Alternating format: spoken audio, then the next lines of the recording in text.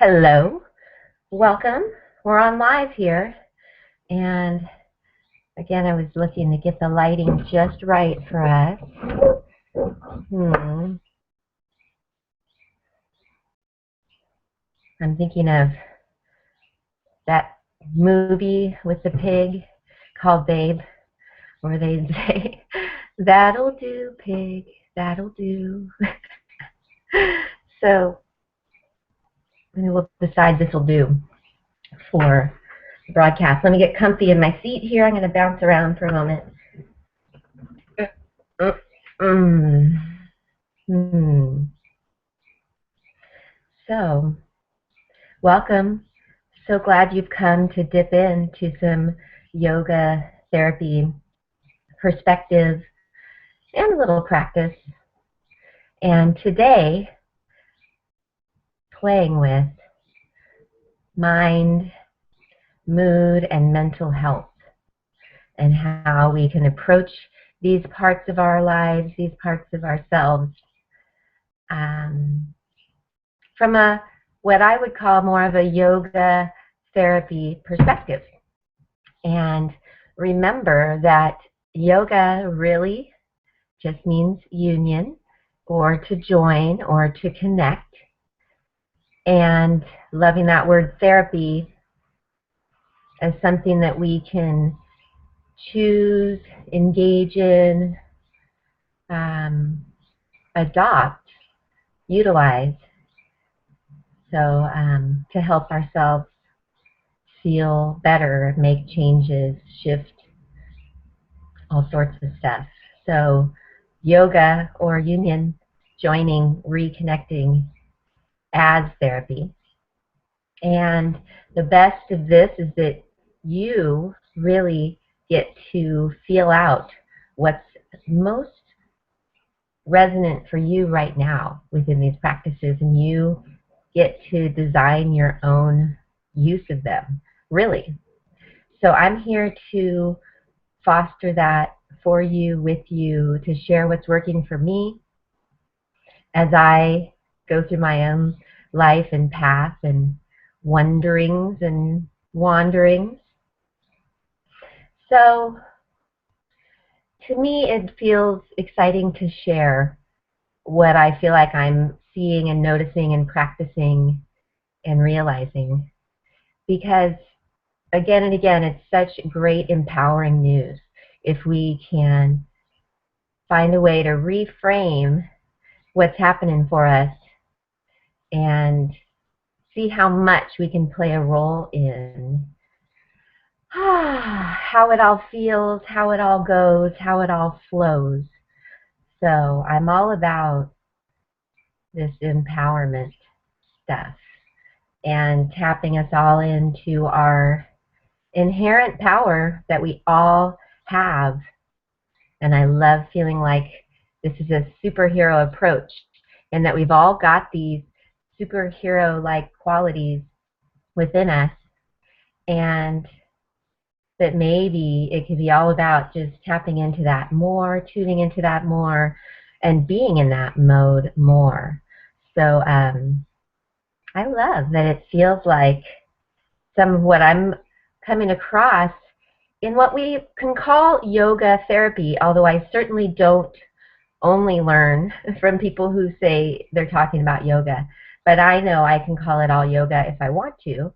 But really, any ways I'm learning to let it be more about union, joining, connecting, reconnecting, alignment, and all the ways that that can be. So aligning with the best parts of me, the divine parts of me, the superhero parts of me. So that plays out in my thinking, my focus, my perceiving, and my responding. And then letting the union also be an approach with things like my relationships, with my health, with my body, and even starting to perceive all imbalances as just another invitation toward more alignment, more union, more joining. so that's some of the beauty of this too, is that whatever we're working with, whatever we're playing with, whatever our thing might be right now that we're knowing we want to shift or feel better about,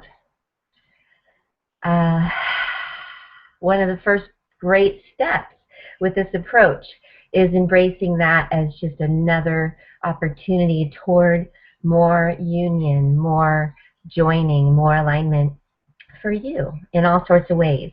And so a great way to allow it to be really the best it can be for you and your life and what you want, and even letting ourselves see how this is a part of it, even this illness, this mood, this thought, this problem. So welcome. Welcome into my world for a little bit, and I appreciate your being here with me and wanting to hear what's up in the workings of a therapeutic kind of gal who's I'm into stuff like yoga, meditation, spirituality, mind and what's possible, creating our realities more and more, and really just learning to enjoy what's happening, enjoy what we're creating, and let it all feel better. Enjoy that ride. So here we are, and today we're going to focus a little more on these hot topics of mind, mood, and mental health. So let's settle in, and as always, this will have little elements of practice throughout to let this be a transformative meditation for us all. So really the whole thing that we'll be doing here together, we could call a meditation. A meditation is anything that we're choosing to focus on right now. So choosing our meditations more in life, tip number one. So thank you for choosing to meditate on this with me for this next bit of time. And I hope that it can just open you up to more what's possible for you and more feelings of empowerment, just feeling powerful within your moments and within your body and within your mind and even within those feelings, to work with the feelings as more of a gift and as guidance and as something that we can play a role in, again, with momentum and focus and some of this good stuff. So here we go into some of these topics, and I thank you so much for being here. So let's all settle into our seats, and maybe you have a cup of something. This is another form of meditation in many cultures, to have you hear about these tea ceremonies in many cultures, and there's a value to having something that causes us to kind of slow down, get present, and even still enough to balance the cup, in the moment enough to let the drink meet the lips, but sipping something as a practice that can feel good and connecting and be about union. So that's why I invite you to bring this, and I always have something warmish next to me. So let's take a sip as we let ourselves settle in more to unique right now, whether you're with me live or catching the archive. A mindful mind with us sip. And maybe we can all invite ourselves even more into the moment. Settle into our seats. Let ourselves do some more relaxing. Soften in the bod, getting comfortable. Sitting a little more symmetrically and aligned is always a nice idea for energy flow and feeling better. Holding ourselves with more relaxedness turns out is a lot easier on all the systems and really helps with enjoying right now.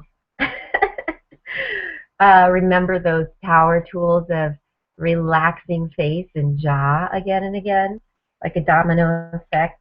Pow goes down the body and relaxes the nervous system every time we do that. And just playing with how much you can consciously relax and soften and let go of some of that old-fashioned habitual holding on that you might be doing. I'm always still playing with that too. Just going in, starting to notice how I'm holding the bod right now. Where's the tension? Where's the tightness? Where's perhaps some stuck energy? And what of that can we just relax and let go of right now? And yeah, sound helps. Letting ourselves even sigh a little bit. As we release some of that tension and tightness and stuckness energy that may be there right now. And then, yeah, letting the senses be more of our experience by choice. So hearing sounds, like I hear an airplane going and birds singing, to start to bring the mind and the attention more here and now. Feeling the sensations, the air on the skin, the chair underneath us. Noticing that we are breathing. And yeah, remember, smile. A little power tool from our friend Thich Nhat Hanh. Every time you smile, send some of that feel-good serotonin to the brain. Speaking of mood, serotonin is one of those chemicals that our body naturally releases and that is involved with helping us feel good and better. And so Thich and the scientists have noticed that smiling is one of the human body's ways of sending serotonin to our own brain by choice in that moment. Huh, what a concept.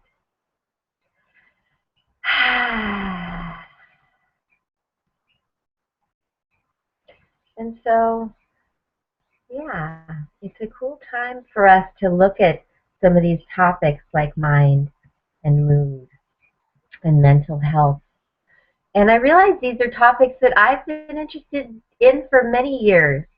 Got myself through graduate school in psychology, knowing I was interested in learning and development and even how we heal emotional stuff and mental stuff.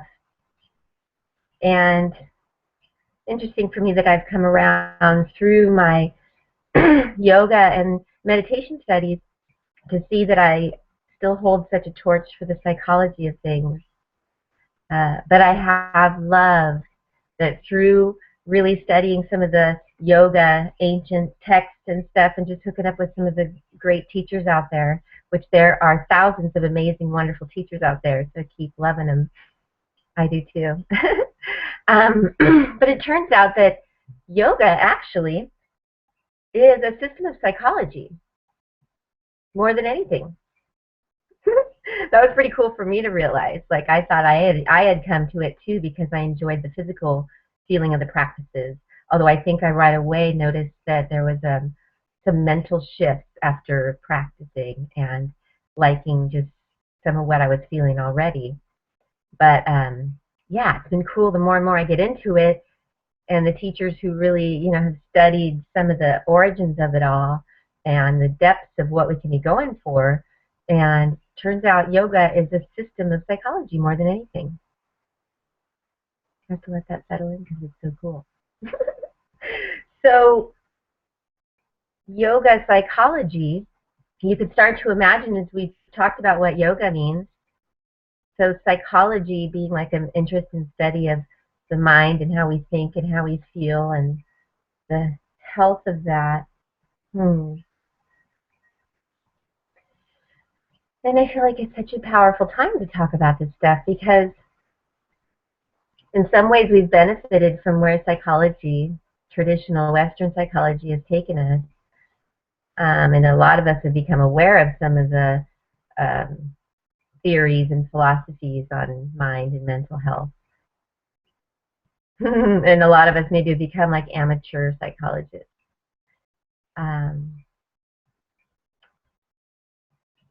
But I'm interested in what's really going to be therapeutic for mind, what's really going to be at the base of our mental health.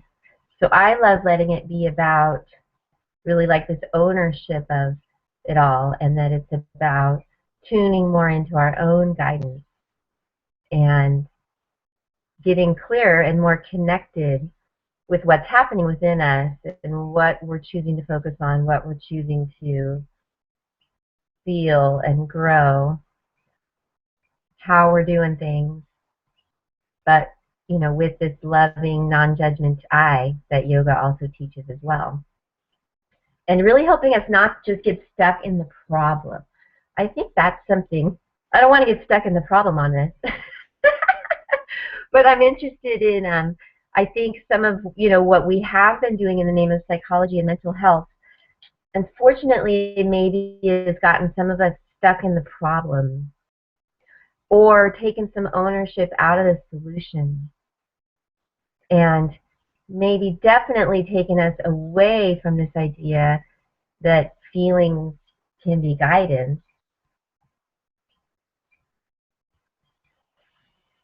And that we can shift how we feel and choose how we feel. So I think there's been some push to get in touch with our feelings, to complain about our feelings, to get terrorized by our feelings. And then, of course, all the ways we might numb our feelings or express our feelings. And then how is that connected to mind and mental health? And how much does what's happening in the mind correlate with how we're feeling? So how much are mind and mood part of mental health?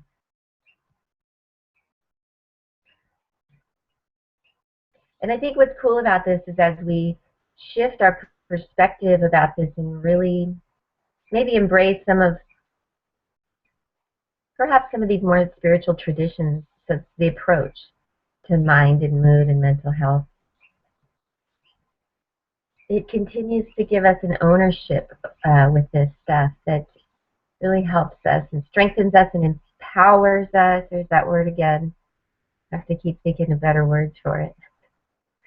But really just lights us up with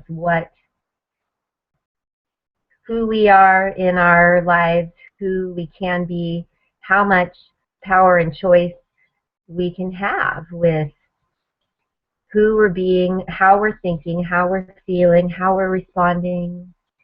Oh, and the responding part, so important, isn't it?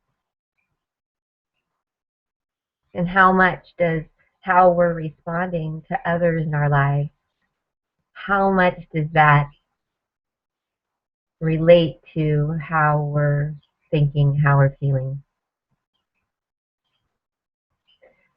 So interesting, because mental health might seem like such a, almost like a selfish pursuit.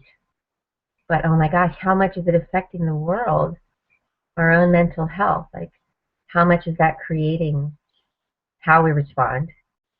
And then how much is that creating what we do, what we let ourselves believe and create and focus on? And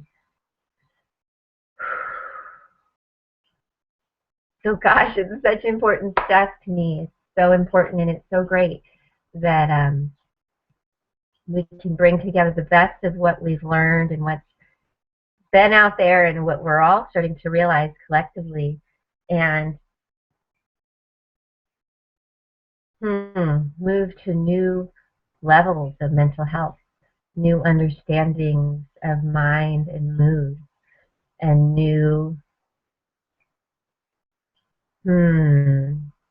focus with new ease, new enjoyment. Can you imagine enjoying mind and mood? That's freaking revolutionary. But it's cool to recognize how we can have a power in this, and that it does boil down to our perspective and our practices. So how mind is doing, how mood is feeling, how mental health is going, to me is all about our perspective, which turns out we can choose and keep honing and keep expanding and keep opening. And then our practices, which again can look like some of what you might think of traditional groovy, funky, new agey, yogi stuff. You know, you can sit on a mountaintop with meditative mudra hands and look like you're doing it. That can be your practice. Or, God, I mean, really, we start to see that everything can be part of our practice as part of the perspective. So that even turning everything we do into a form of practice for ourselves and bringing a mindset to our days and to our moments that's gonna help us tune in like we might like to, and tune up to how we really want to feel and how we want to experience our moments, whether it's a moment alone in the kitchen or on the mountaintop or a moment with someone else. So it does so much come down to our moments, doesn't it? And I like that about these practices and perspectives, is it gets us back into this realization that it's all about here and now. I think that's maybe been something with psychology of the past, is it gets us too into our past, which I'm just not even sure how helpful that is anymore. I don't know. I'm still deciding what I feel about that. But how much it's all about here and now. And that's really what we are going for, enjoying, like in our mind, is here and now mind. Enjoying that experience. And here and now mood, right? And then of course we'd love to influence future mind and future mood. Like, what can I do to help ensure I'm going to have good thoughts in my mind in the future, or my mind's going to be doing what I want, or functioning at its best, or being its smartest, or coming up with the best ideas, or being its most creative, unique self, or being its most loving focus. So yes, we want to influence future mind and future mood. And that's where I almost put the word momentum in the name of this talk, because I feel like it's so a piece of it that I'm understanding that there's a momentum to everything. And this brings in how part of the yogi, just this kind of different approach, perhaps, maybe a more Eastern approach, you might call it, is really integrating the understanding that we're all made of energy. And so it's all energy, even the thoughts, even the feelings, even the symptoms, the sensations, all energy.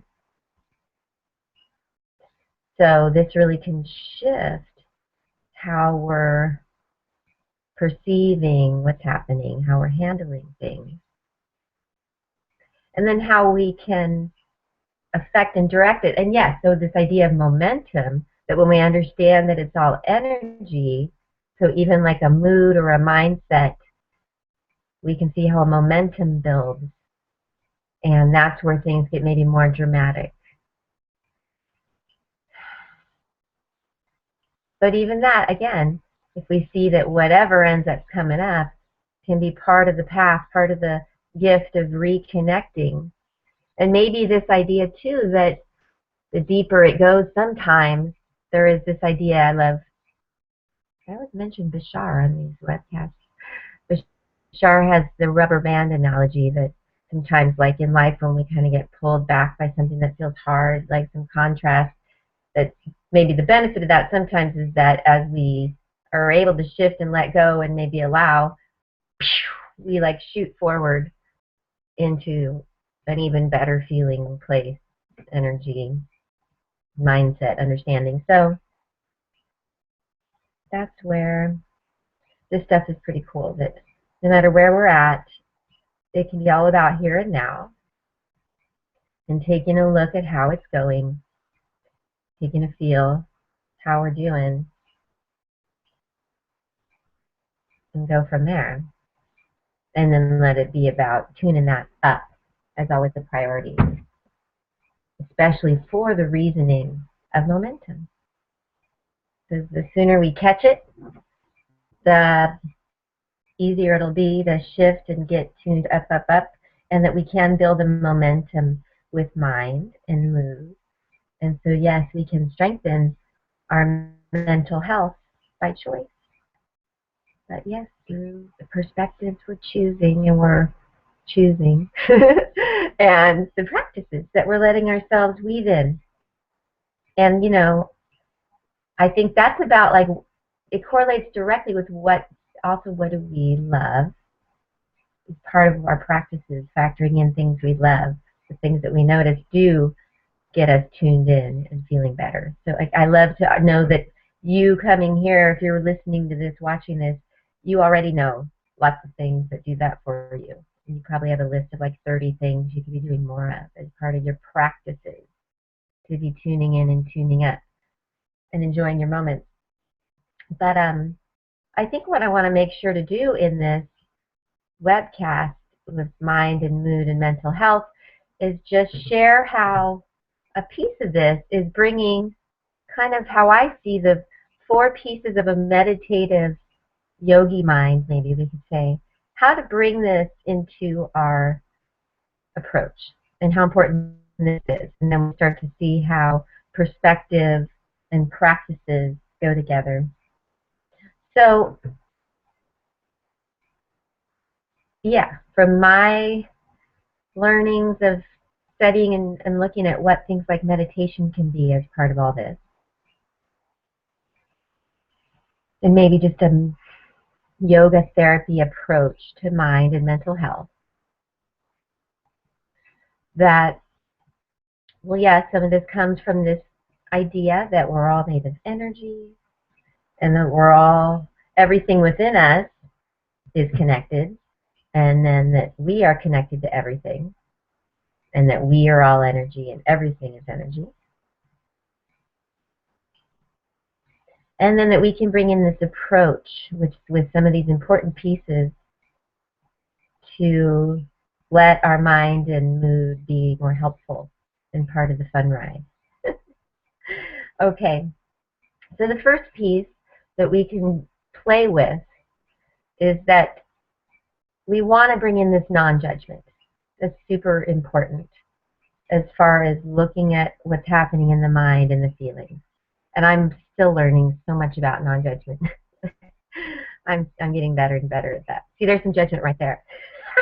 Can you be good or bad at judgment?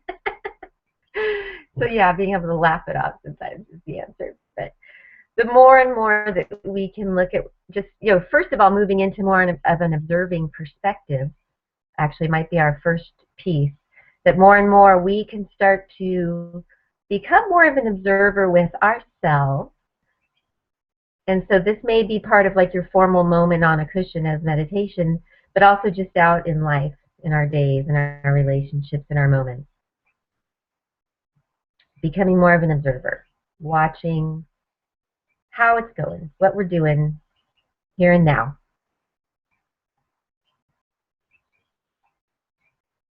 And so yes, we have lots of great practices to bring us into here and now, to enjoy here and now. But part of what we can be doing with that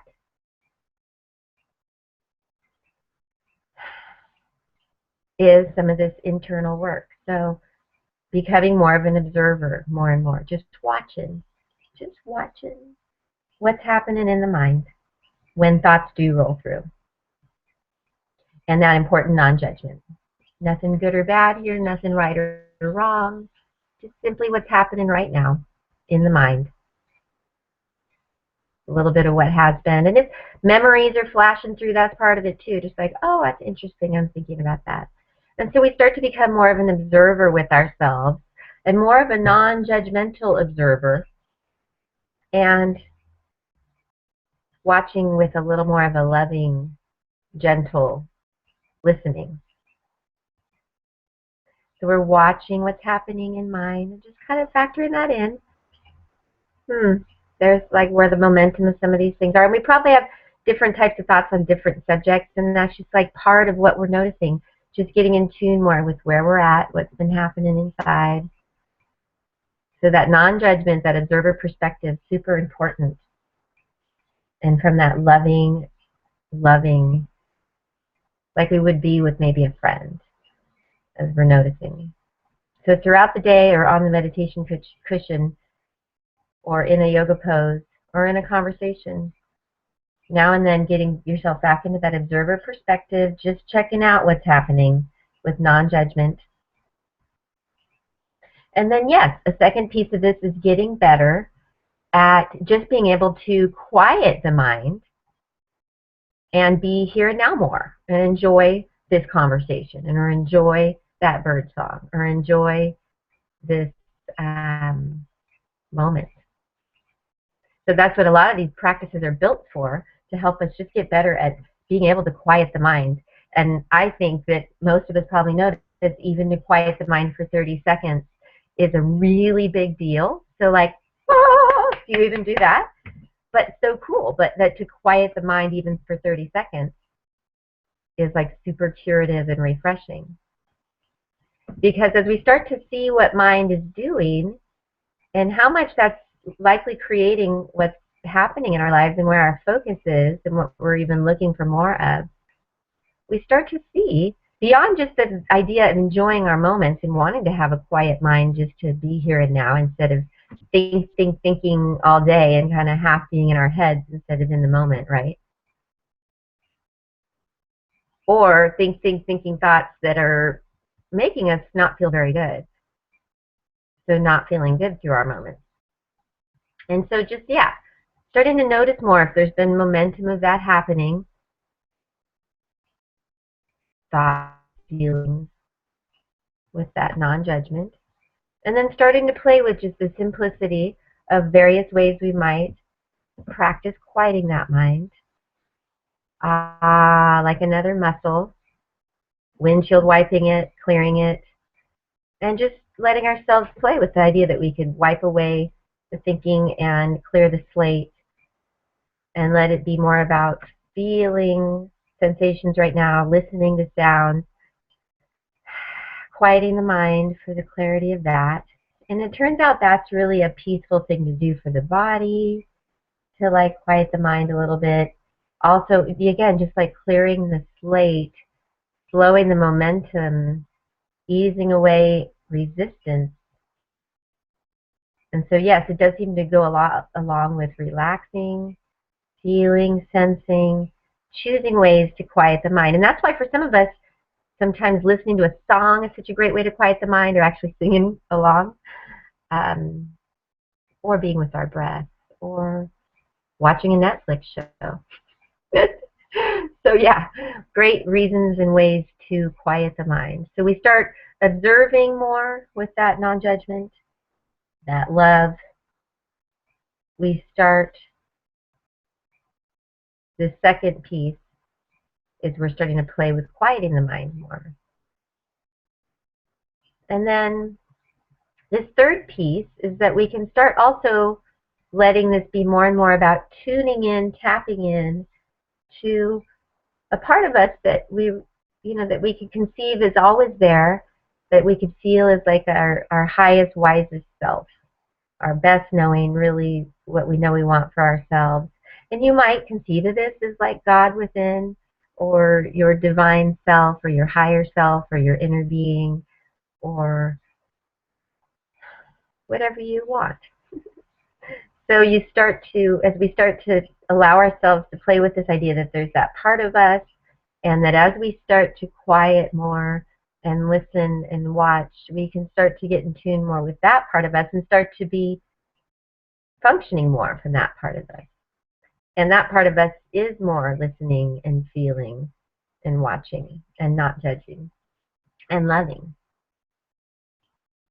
So as we're letting ourselves let it be more about aligning with that, there's some of that union, that joining. And yeah, so a lot of these practices you'll see are about aligning ourselves with that part of us.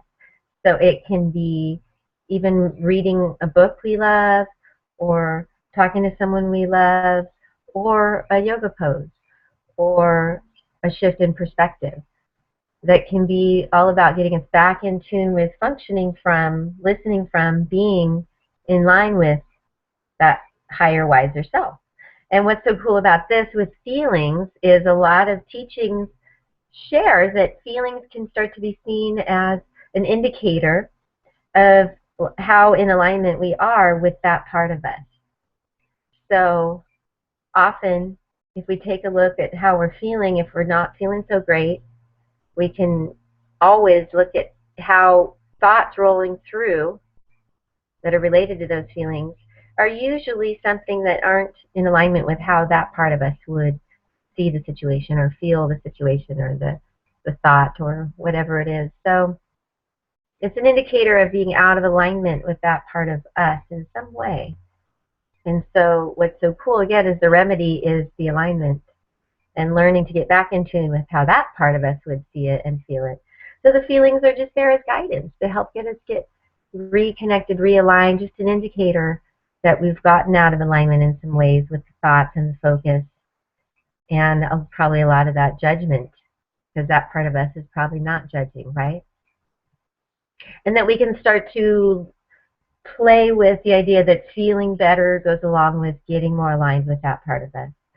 So this is our good reason to do more of what we love, to play with different ways to feel better, because as we understand that feelings are guidance, this means that, so yes, if we're feeling not great, if we're feeling off, that we literally are probably out of alignment with that higher, wiser, divine part of us and how that part of us would see this or feel this. And so, but the beauty can be aligning, realigning with that part of us and that guidance within in our own ways, and that guidance around us in the ways we like to feel that. But it's so cool because, yeah, so feeling better is also going to go along with getting more aligned. And feeling better is going to go along with getting that mind more in line with that part of us. And that part of us might function more from a quiet, more listening, feeling mind. So that's where, yeah, it may be cool to let ourselves become more of like a quiet mind playa. And that probably just means like 30 seconds now and then, quieting that mind, getting into that.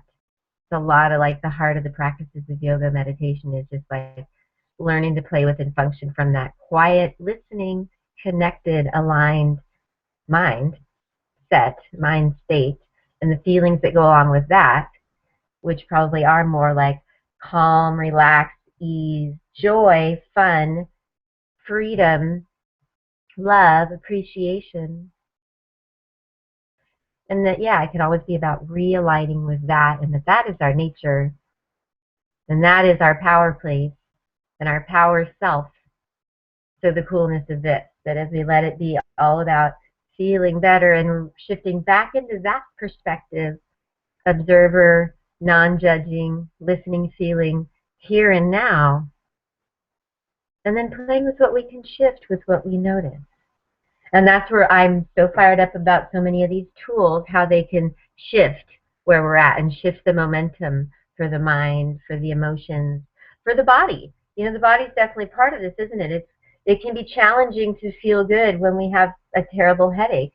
It can be challenging to feel good when we have a disease we're healing or a pain. But the body, too, is such the same kind of instrument that it's always, I see, giving us an indicator of some imbalance, some alignment issues. So yes, it can be about physically approaching it with some of the physical, beautiful physical work and therapeutic postures and things like yoga therapy. But it also is going to include the perspective shift and just more about alignment, more about union, more about tuning into that part of us and the guidance that's coming even through that symptom. And that part of this perspective is embracing that the body and even the mind, I think, is wired to want to be in homeostasis. So if we facilitate, the body wants to get back in good health. It wants to get back in good alignment. The mind even we could start to believe wants to function at its best, and that every mind can, especially as we tune it and feed ourselves with the things that can help us keep growing and feeling how we want to. So this self-love plays in a lot with it, and how we're choosing to fill ourselves with our moments and our focus and our actions. So yeah, we talked about some of this perspective, which you could call like meditative mind, which is really going to help us with stronger mental health and more good feelings, is getting more in the observer perspective, like we talked about with the non-judgment. And even while we're here, could we keep coming back to like chilling it out, relaxing the face, the bod, little smile, more breathing even into the belly. And it's, again, just awesome that we can chemically approach the redirect. That's the fourth piece I was going to get to. We've got the observing mind with non-judgment becoming more of that perspective. There's the alignment, the union, playing with the quieting and the here and now experience as part of the therapy, and the refocus and the shifting momentum and the harnessing of mind,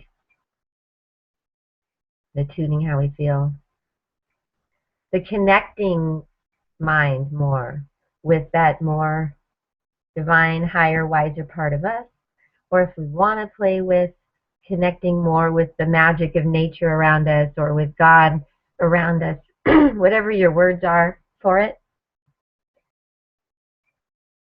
letting your attention and focus be more about that. And that's where you start to see how attention and focus are really big tools with all of this. And that we just are getting better with paying attention to what are we attending to, how are we focusing, and that we can choose that, we can shift that, and it turns out that's a really big piece of the puzzle. Like, what are we choosing to put our attention on, and what are we choosing to focus on in everything in our life? Because now we know everything's energy, and whatever we put our attention on, whatever we focus on, generally grows stronger. So momentum, remember that word? And then how much is our momentum, our personal energy and feelings radiating out and creating stuff around us and attracting back more of such? So however we're feeling and thinking, here's some more of the motivating news, is radiating out and creating more of that around us. So the stuff we're liking, yeah, let's radiate out more of that. Let's bring in more of that. If it's not feeling so good, not thinking so great, and only you know. But remember, that just shows us that we're out of alignment with that inner, wiser, higher part of us. And that we, as we quiet down and realign with that, we'll feel better, we'll flow better, we'll think better, we'll create more of what we do want. We'll attract more of that in our relationships, in our rendezvous, in our health. How we're thinking and feeling is affecting our health so much. It's really, really big. So if your body's giving you an indicator, probably all of us have something in the body right now. Interesting, I'm needing to clear the throat on that. But again, just guidance. And how can we let it be more about aligning with that higher, wiser, healthier version of us? And how much can it be just about becoming more the observer, with non-judgment, with love, quieting down, listening, connecting with that part of you, that part of life. And then that you can redirect. That's the fourth piece. That you can now say, okay, now I see I've got some grumpiness. I've got some thoughts about something that that aren't feeling so good. So then we can gently start to shift and redirect. Now the yogis would say that we should literally just like flip the mind and focus on the exact opposite. And this is where some of like affirmations have come in, practices like that, of like literally saying and thinking the very opposite of what was the problem. So, and then I'm interested, I see other teachers talking about it can be nice to let it be kind of a gentle change, and it can be difficult to flip something that's real strong with the momentum. So sometimes just gently shifting the focus, maybe even more towards subjects that are easier to build easier momentum with. So yeah, that's where we can get more specific with these practices, get in deeper when we realize what some of our stuff is, and start to remedy that with what we start to choose to focus on instead, what we start to think about and focus on and imagine instead. And knowing that the more we let it be about filling ourselves up with what we love and really being aware of our perspective, really letting it be about alignment with that part of us, that inner guidance within you, within me, that we start to notice the changes happening, and that we realize how important it is to choose our perspective and to fit in those practices and to personally remedy, the imbalances as they come up, to accept them as a gift, whether it's mind stuff or mood stuff or body stuff. But yes, to go after redirecting and remedying that, not getting stuck in the problem, and not getting too stuck in a label either, I think is important. But just seeing it as an indicator, and it's all energy, and it's all changeable, and it's all about you aligning with you more, you tuning in more, and finding ways to tune up. So yeah, it's beautiful that some of these practices are super efficient and effective and powerful and will tune us up without it having to be just about us consciously shifting something. We've got these awesome breath practices. We've got all sorts of imagination tools. We've got the amazingly curative postures. It's interesting because I'm not using the postures on these webcasts, but I will keep finding ways to hook you up with some of these important ones, because for me, I know that's a big part of my mental alignment and my good mood is my daily work with the therapeutic postures that I use. And again, that's where if you can really work with the postures that are specifically going to go after what's going to help your stuff shift, whether it's mental or physical or mood, it just makes it even easier to change and feel better. So you can try just, that's where I think it's interesting to look at what people have been doing in the name of mind and mood and mental health. And I think that there's great work going on in counseling sessions all over the world. But I know for me, I thought I wanted to go be just a talk therapist. And here I am just talking to you. So maybe part of me still does. But I'm definitely interested in, at the same time, hooking you up with the tools to help yourself feel better and change things. And as we approach it as energy, yeah, that's why to do something like a restful pose on the floor, or a 1-minute breath exercise, or getting more intentional with imagination, some of the variety of things that come from the toolbox of yoga therapy is just awesome to me, because it really helps us get towards the solution. It really helps us let it be more about tuning in, not tuning out. Oh, maybe the opposite is we get like so over ourselves we just don't even want to listen anymore. Or we just start to, probably most of us have been listening to someone else for what's right for us. So I love that this can be all about tuning in more to unique you, unique me, divine you, divine me, divine we, and starting to embrace our mood and our mind as part of our awesome power toolbox in this life, and not something to terrorize us. Whew. Whether physically, again, we know how much mind and mood affect the body now.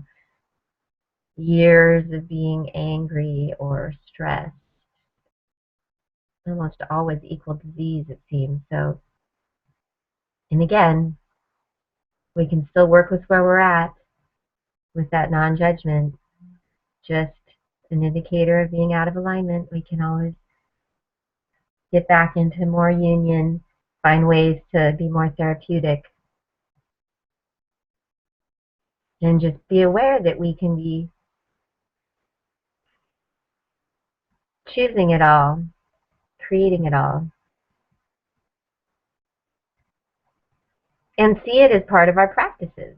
See our work with mind, our play with mood, see that as part of our spiritual practice and as part of our superhero ways of being.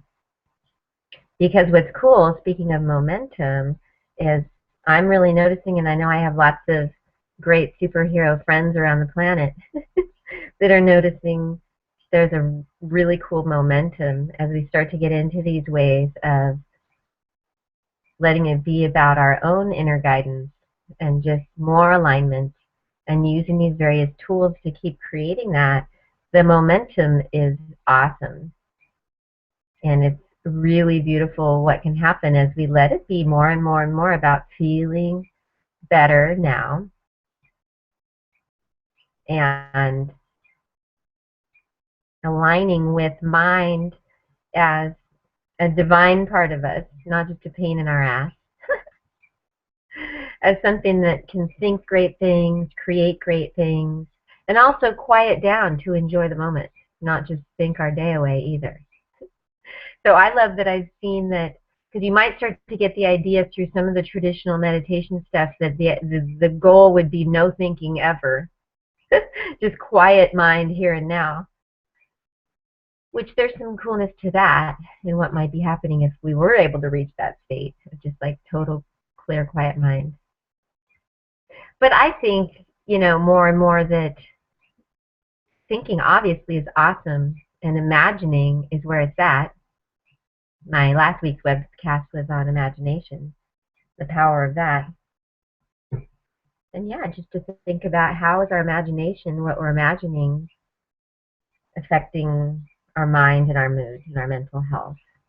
And that's just a specific example. A yogi tool is to use that imagination for what we do want. So yes, we might do that in a formal exercise of picturing a clear blue sky or clear, quiet water as a way to feel better.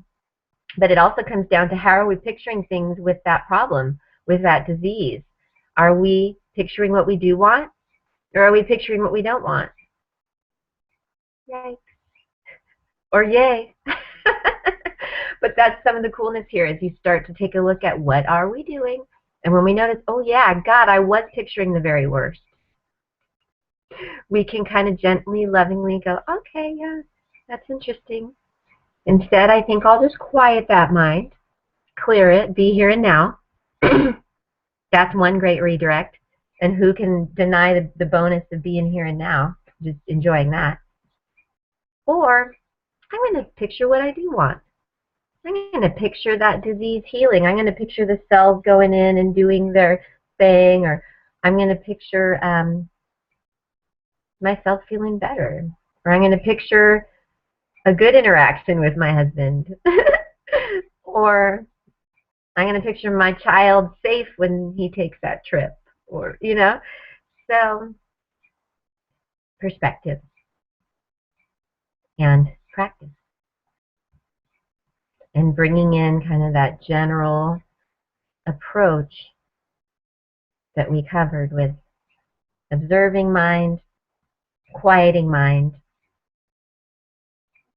connecting mind more with that part of ourselves and that part of life around us that feels more spiritual and wise and divine. And then also knowing we can redirect. And that's a lot of why we use these practices and these perspectives is once we see where we're starting from, we can very gently, lovingly shift gears and try something else with a very, very gentle, loving shift. And this is where I think it's cool that we do already know some of the things we could be doing more of that would get us in that mode, and that you can just bring that meditative mind into whatever it is. So when you're gardening, that can be a time when you're watching thoughts roll through in between moments of totally being here and now with the flowers, with the bees, with the scents. So right there, you're already practicing watching mind more and quieting mind. And then connecting mind, letting it be a time to listen to that part of you that might feel more knowing or wise, especially as you quiet down.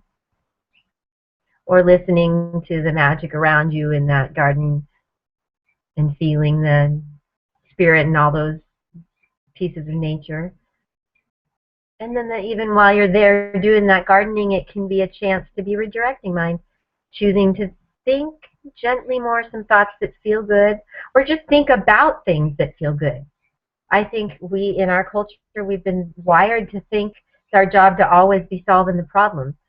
So we'll have like 99% of the things in our life are great, and there may be one thing that's off, and that's the thing we're thinking about all day.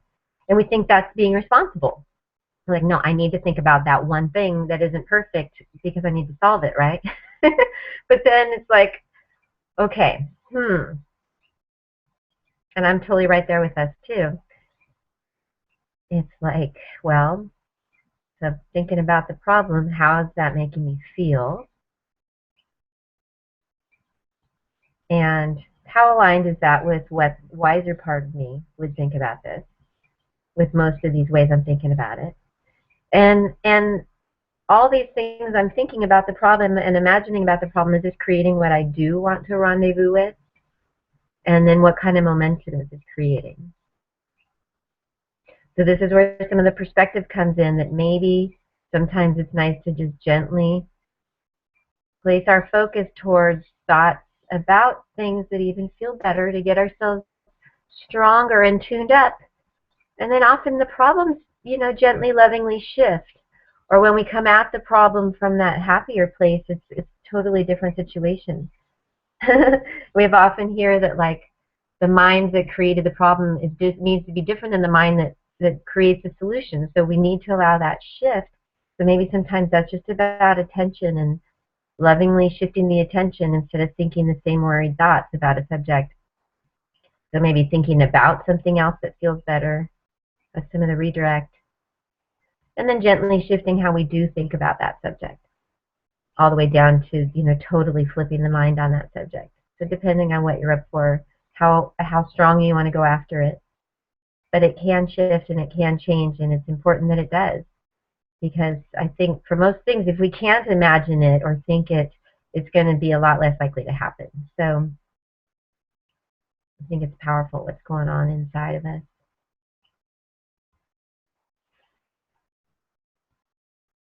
So it's great news, and I look forward to getting into more of the specifics on ways to tune in and tune up how we feel, how we're thinking, our feelings of mental health, and then, yeah, physical health, obviously a piece of that, and what kind of realities we're enjoying, how the here and now is going and flowing. So it feels super important to me and exciting, because I think we each can really tap in and become our superhero selves. And it's really great to just let it be more about union, more about alignment. So thank you. I'll get ready to sign out. And I'll look forward to next time we might rendezvous and play together. Let's put our hands in that prayer position, right at the heart center. Remember that namaste means the light inside of me, that divine me, is bowing to divine you, acknowledging We all have that higher, wiser part of us. We always have that divine help around us. So cheers to here and now and feeling good, feeling our way through it all. Namaste, my friends. Adios.